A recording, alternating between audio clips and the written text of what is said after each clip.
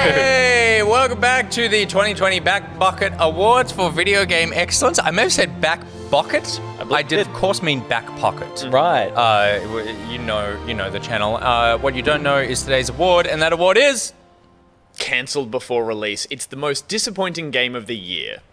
But one of the most delightful phrases that has lived on for the rest of the year from Angus Ronald. Especially because it was so absurd. And you've said a lot of absurd things this year. That was one of So the to get more up there is absurd like ones. an effort as well. Yeah. For anyone who doesn't know, that was originally my call for Godfall, the PS5 and PC game that I thought looked atrocious and thought would be cancelled before release. And given the amount of hype it's got now that it's released, it kind of feels like it was. But it was like pretty much a finished game. Like It was incredible. It was not only a finished game, it was a finished game in the showcase reveal. Like, it was just... But then, hilariously, like a month later, Amazon released and then unreleased Crucible. Yeah. And it truly, and into beta, and then when I'm going to put this game out, and it truly was cancelled before release. That's true. And you had the last laugh. To clarify, it's not that it wasn't finished, it's that it shouldn't have been released. Yeah, but like, what do they have to lose at that point? Apart from just like street Reputation? cred. Dignity. Gearbox have no reputation left to lose. That's so true. They are actually run by a sex magician. He literally is a magician who had porn on a thumbstick. Yeah. Oh, God. There you go. Okay, cancelled before release. The disappointment of the year. We don't like to shit on games, but when we do, we enjoy it. Let's start it off with Stephanie's choice. Look, my choice is Marvel's Avengers, which is a game that I actually really enjoyed in the beta. So I got a code for the beta and played this with a bunch of other people and was like, this is actually a kind of beat 'em up that I'm really enjoying. So after that was complete, I purchased the game and... Wait, which- before it came out? No, Oh, like... okay, right. Well, maybe it might have Purchased been- before it was. release. It might have been a pre-order. I'm not sure. Yeah, But right. I paid for the full game Yep. based on my experience with the beta because I was like, I'm definitely going to keep playing this Wow. with all of my friends.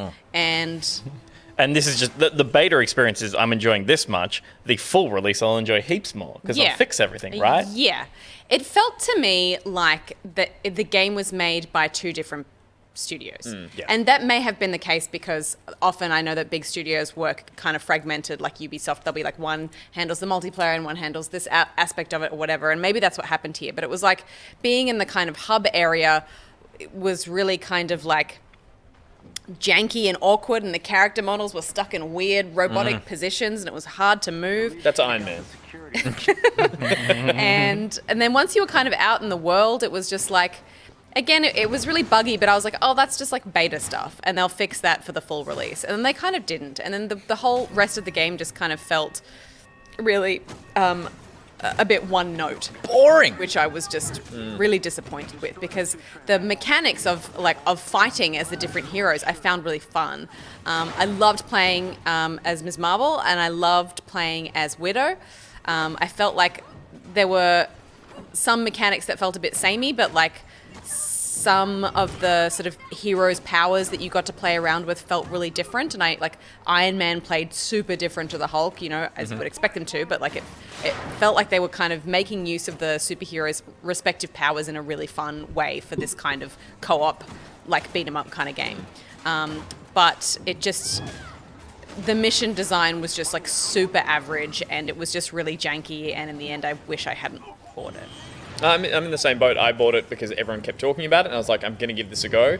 And yeah, straight away in the first 4 hours, I was like, the world design, just these generic spaces, these generic beat-em-up enemies, the moveset being very repetitive after a while. I love the polish. I love that there was at the beginning of it what felt like a really cool campaign. But yeah, it was just like, it feels like it had an identity crisis. It didn't know what kind of game it wanted to be, and it left a sour taste.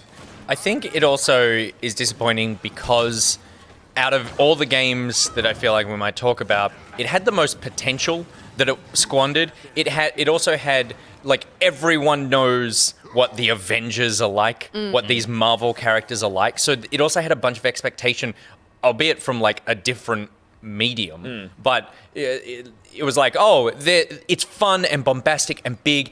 Like, there's something really plain about this game. There's something that feels like, oh, you just spend a lot of time walking around these different places. There's like a dullness to the whole thing the Marvel Cinematic Universe is so sharp and clever and polished, because yeah. it had a lot of iterations to get there. One factor with that, which I know shouldn't really create the problem I was having with it, but it is that weird universe of seeing all these sort of Barbie and Ken doll versions of the heroes after becoming so familiar with the cinematic version of them. And I know they couldn't do that, but it just felt strange having these off-brand heroes. I didn't mind that. It was more just like the world itself felt very like generic and dark, and it didn't feel real at all. It was just like, which I know is like, you know, sometimes video games can get away with that, but like, yeah. Look how boring this space is. And this is Yeah.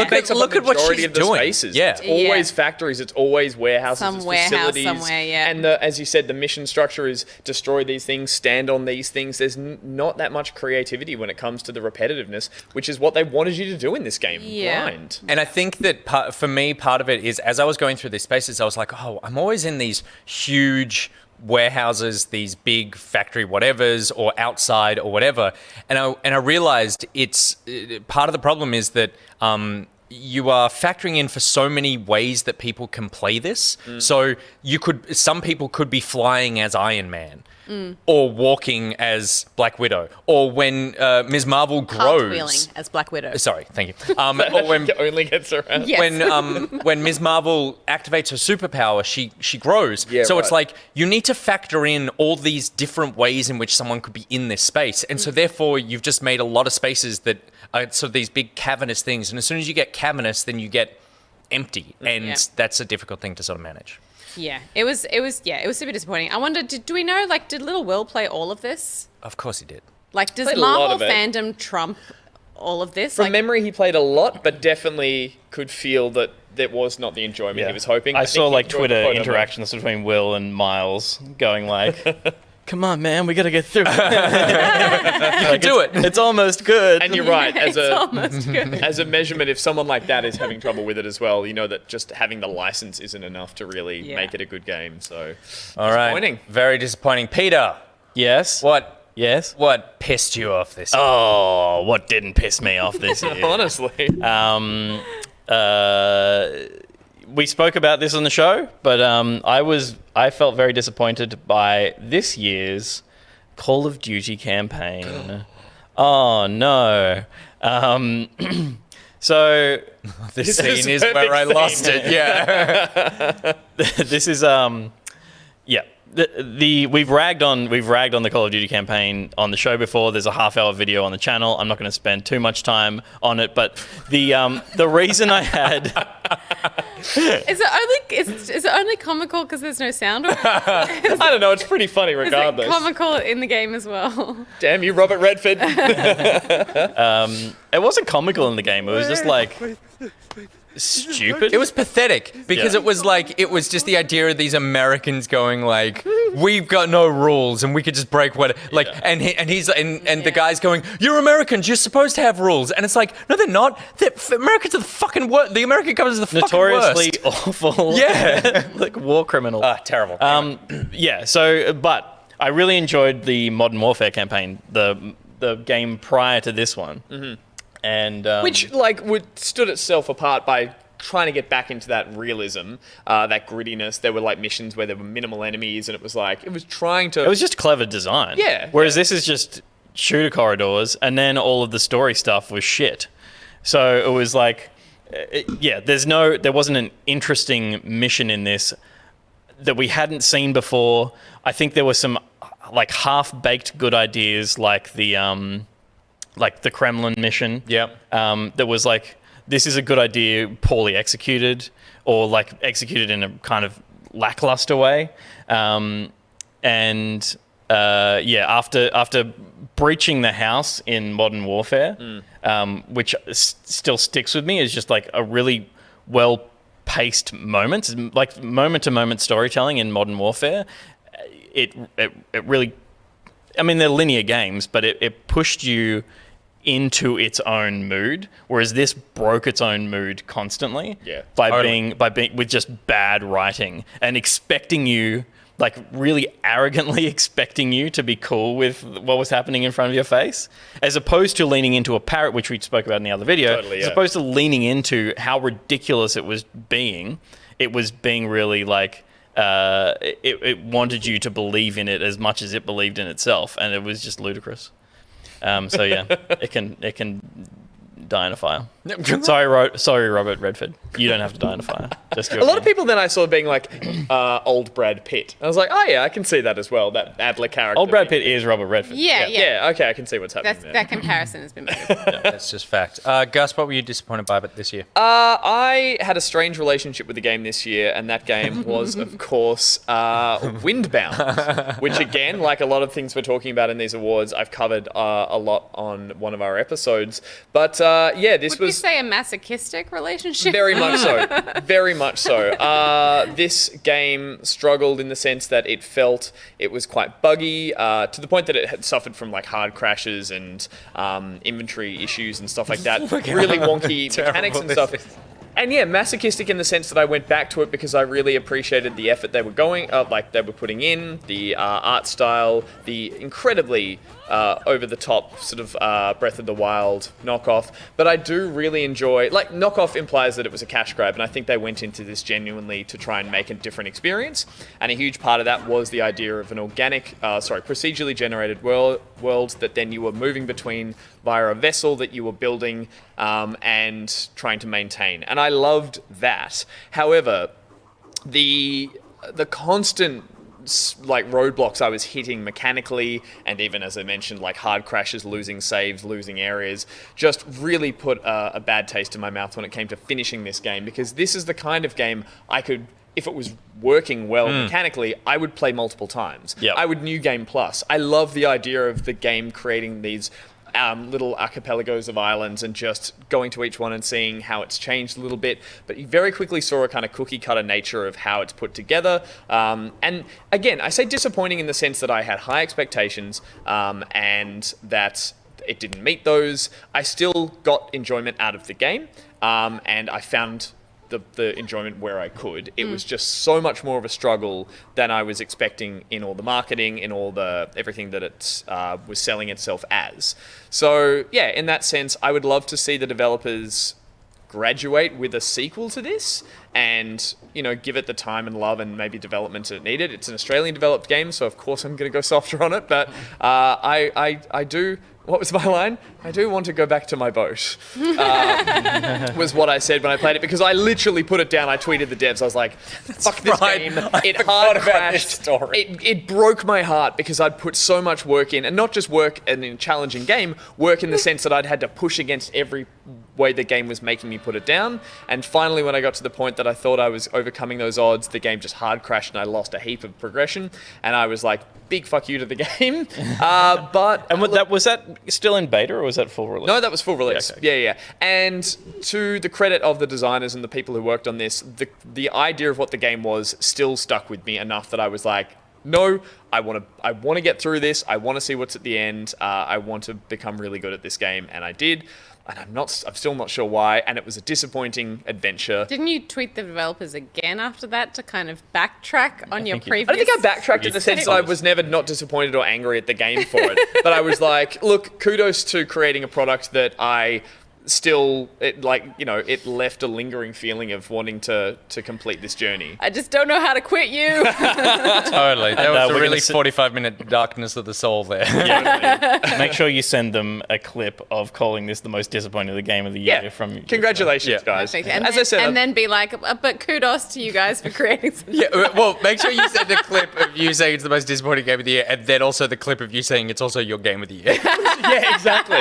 It was a disappointing experience. I think the game, well, that means the game's disappointing. And as I said, I really, I wish the best of the developers that... Oh my God. Oh my, just shut up. Stop. No, I We're want them to moving make on. a better version of this. I Okay. hope they do. All right. We're Okay. moving on. Windbound sucks. That's what the takeaway. You're all in... Yeah. All right, mine. So I have a runner-up. Oh, I had 2 runners-up. Avengers, obviously, for all the reasons we spoke about. My second runner-up was Tell Me Why. I was looking forward to this one. Really enjoyed Life is Strange. I feel like there was a lot of storytelling potential with Tell Me Why, and I just feel like it just was boring. It was just a boring game where nothing really happened. It didn't really deal with anything too complex. I give it props for what it was trying to do in terms of telling a story with a trans lead character and actually doing that with nuance, but it ultimately was just like everything it tried to do just sort of cancelled out any interest. It tried to be so safe that there was nothing. It wasn't telling an interesting story. It was just really boring. It's great that it exists, but like, God, I wish it was an interesting game. I get what you mean by it. Like, I think we spoke about this when the game came out. It's so, I think the developers were so afraid of telling that story in a way that would do a disservice to the trans community that they kind of very much stayed within the lines of what they felt was okay territory to tread, which resulted in a story that was quite bland. Yeah, and I think, and part of it, I feel like, and I don't know what the right answer here is, you can tell a story about a trans character and make the story about that trans character's experience in terms of their transition or their life as a trans character. And if you do that, then you inherently, I feel like, have to tell a story of conflict because transitioning is a story of conflict of like, I feel like something that the world does not see me as. That is an inherently conflicting thing. If you don't do that, then you can tell an independent story about literally anything in the world that is interesting and have a trans character in that story. And you could make the most fascinating story and have a trans character in that. And that is also good. You did neither of those two things. You kind of just sat in the middle and So anyway, disappointing. But if I feel like I win this category in terms of disappointment of the year, I win with mine, and it is Cyberpunk 2077. I don't know whether or not we should talk about this for an hour and a half, or we should just do the 5-minute thing and then at some point we establish how wrong you are, and then sorry, where we establish how wrong you are. Is that the 5-minute thing? See, I feel like this is. I mean, this game. It's so. Are you talking about? In your disappointment, are you including its mechanical and technical failings? Yeah, I'm including. Let's pretend that stuff doesn't exist. Let's focus on the game as it was meant to be played, and it was disappointing. So I could do both. If we don't need to cover the technical stuff too much because everyone is talking about it. I think it is like a bit of because in my opinion, like the technical stuff kind of disqualifies it from discussion because it's kind of like what's hard is that it's not like. It's not like, oh, the game could have been good, but it wasn't, it's broken. It's like, it's apparently amazing for people who can afford to play it on an amazing machine. And then for the majority of the population, it's virtually unplayable. Yeah. So it's like, how do you have a discussion about that? No, sure. So, I mean, the technical stuff, I think is incredibly disappointing at how this game came out. I think it is so disappointing for people on original consoles. It is disappointing the way that CD Projekt Red handled that, of like not showing that footage, all that stuff. But even if I push all that aside, when I'm playing the game, I'm just like, oh, this is not the game that you told me it was. This was not the life-changing. We have gone places no RPG has gone before. We've gone deeper than ever before. I feel like you've gone broader, and I've played about 12 hours so far, 12 to 13 hours, and I just feel like it is so just an open world game and not doing anything beyond the technical impressiveness of how it looks to push forward the genre of open world RPGs. There's nothing really in it that I look at and go, like, Breath of the Wild has been a game that we reference so much in these awards. We've referenced so much over the last couple of years of going, look at how games have stolen stuff from Breath of the Wild. Look at how games have stolen stuff from Dark Souls and go and apply those learnings to their titles. Assassin's Creed has transformed the way its combat works because of Souls games. It has transformed the way that you navigate its world because of Breath of the Wild. This game, I feel like, has no lessons gameplay-wise. I think the shooting is fine. It's incredibly frustrating to be shooting people. It's unsatisfying for me. how you get quests and the quest experience. I'm constantly bombarded by being told what to do by this game as I drive to areas, and I suddenly get just my phone fills up with this shit, and I'm just being contacted over and over by these people I've never met before, going like, "Hey V, I need you to do this," and I'm like, "Okay, like who are you? What do you want me to do? I'm already on my way here. Why do you now want me to go do something like this?" When I go interact with characters, it's a 50-50 of whether I'm going to get just a really bland, like, go here and pick this thing up side quest, or something interesting and nuanced. I do think that there is good stuff in the game. As I more mainline the story, I'm enjoying that. I really don't like Keanu Reeves. I think his performance is really bad. I've heard. I think it's just like corny. Like every Keanu Reeves performance. No, but without even the charming he's nature of it. like. It's okay. Obviously, there's a lot of reasons to love Keanu Reeves, but his acting ability is not one of them. Like John Wick, he's incredible because he doesn't have to talk a lot. Yeah, Bill and even- Ted's even- Excellent Adventure, excellent because he's talking in the way that he's like is Yeah. how his voice sounds. Yeah. It does not lend himself to putting his voice, even to a character that represents him physically. That mocap and that experience he loses whatever charm that is there in real life. So Yeah. that's a big part of that. And then for me, the other huge disappointment beyond, so like mechanically, I don't like the way that it plays. I never feel like I'm in a groove with the game, and I never feel like the game is in a groove with itself. I feel like it doesn't know how to pull me through its game and its world. It just goes like, here, just take it all, and you just figure Be it out. overwhelmed visually and mechanically and Totally. But then the final part is the thing that's the most impressive about the game, which I think is the world and the space that I'm in, that at times I'm really enjoying being in. I also feel like it's just stuck in it's stuck in the 80s. It's like a game that came out, it's like the source material was written, I think, in the 80s. And so they've gone, well, this is the game, this is the future we're making from the perspective of someone from 30 years ago. And I look at the game and I go, well, like, a lot of this kind of is already what life is like. The hypersexualization of everything, and like, sure, there's people, like cops shooting people in the street. And then I go, I have yet to see a social media network in this game. And I know that's a weird thing, but I'm like, this game isn't talking to me about our future. This game is talking to me about the future that could have been, but didn't happen. And so then I'm looking at it going, oh, well, none of this really matters. Like, this isn't a social commentary on our world. This is a social commentary on the world in the 80s. And then we headed in a different direction. Like, the fact that there's no... I kept thinking that idea of like how social media has changed how the world interacts, and the only way these people connect with each other is by calling each other on the phone. And I'm like, that's how we talk to each other. That's not how we talk to each other now. Yeah. We have more technology now than this game has, except for the cybernetics. You're right when you do say that reference to the 80s material. It's like when you watch a film now and it goes like, the year is 1998. And suddenly like everything is this extreme version of itself with, blowing up and robots and stuff. And you're like, no, we took a much different path. Yeah. And I'm okay with that. Like, I like the idea that it's not trying to project our future. It's a fictional an world.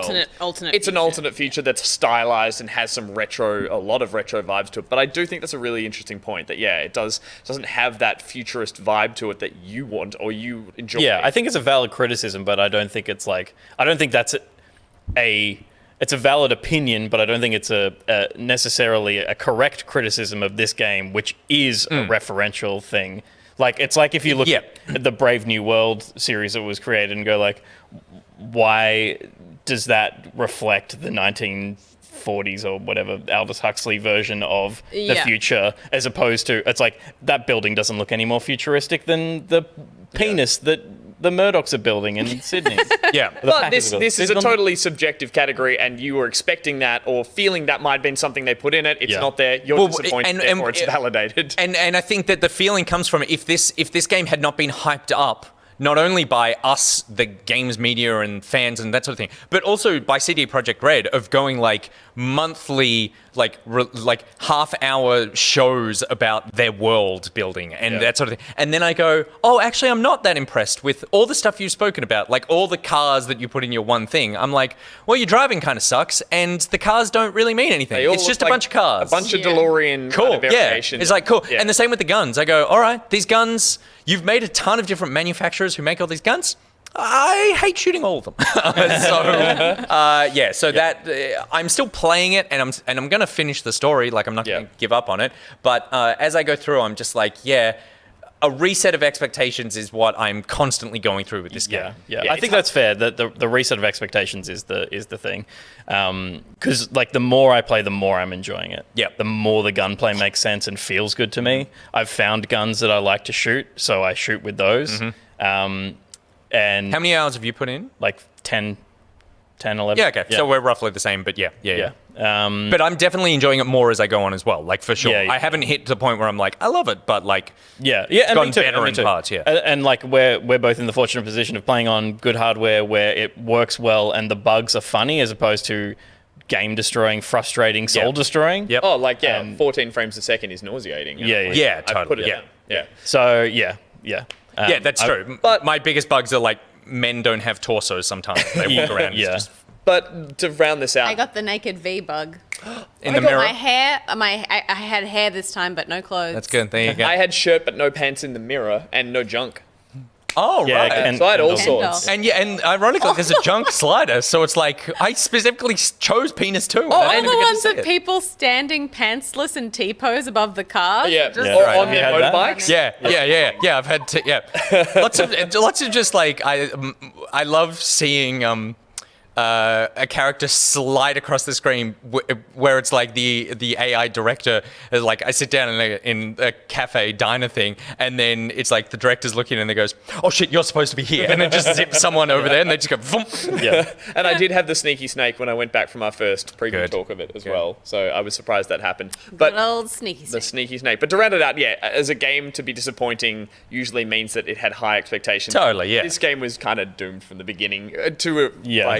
In terms of an it's extent. set up Yeah. so Yeah, much that but even at like 60% of what people were expecting from it, it is like an excellent version of a 7-year-old game. It's the best looking 7-year-old game you will totally It's so interesting the discourse on about it online though. Like when you I always click into anytime someone's talking about it or like a major publication posts about it or even CD Project, post one of their scary yellow things. When I click into the replies to see what people are saying, it's like people like angry, or it's people who are just like, screw you guys, it's the best game ever made, and if you don't have a great PC to play it on, well, that's your fault.